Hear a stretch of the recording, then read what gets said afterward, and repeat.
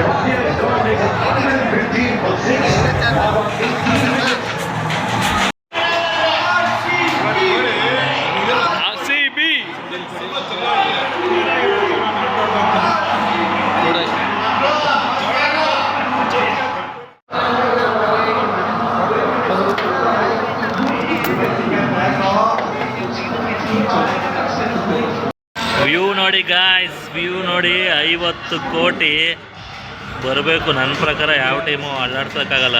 ಒಂದೇ ಒಂದು ಹೆಸರು, ಅದು ಯಾವ್ದು ಮಗ? RCB. ಈ ಸಲ ಕಪ್ಪು ಈ ಸಲನಲ್ಲ, ಈ ಸಲನೂ ನಮ್ಮದೇ. 25-26 ನಮ್ಮದೇನೆ.